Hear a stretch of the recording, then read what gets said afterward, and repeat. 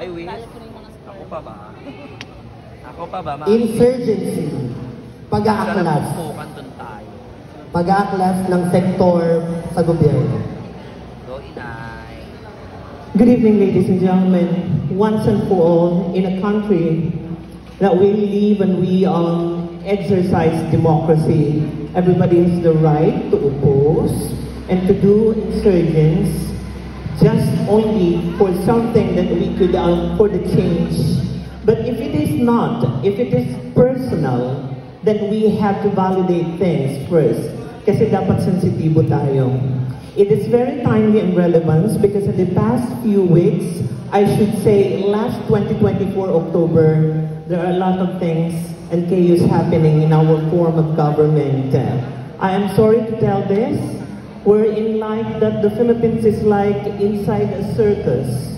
From our airheads, the executive, the vice president, the congressmen, and there are so many issues.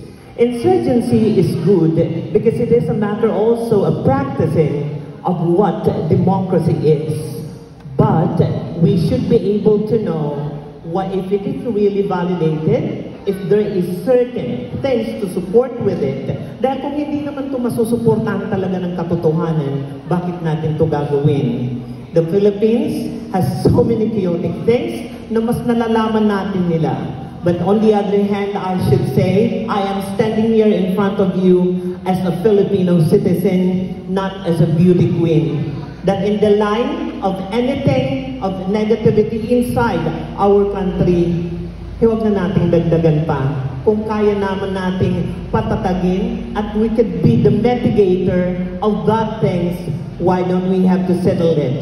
But once and for all, insurgency is equivalent to proving the transparency, integrity, and above all, honesty. Kasi bakit ka pumasok dyan bilang politiko, bilang leader ng ating bansa, kung hindi mo man lang ipinapakita ang katotohanan?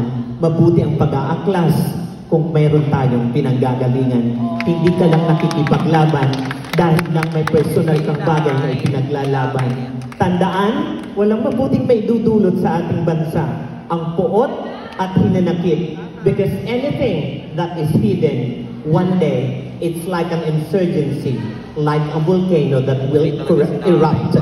So the best way is that, let's take into place na kung ano bang mas makakabuti, kung kaya naman nating solusyonan. Dahil yun naman ang dahilan, ba't tumatakbong presidente, senador, vice president o congressman? Dahil pwedeng mag-oppose ang lahat. Dahil nga, democracy is exercised. But on the other hand, let's be sensitive and let's do it on a legal way. Thank you.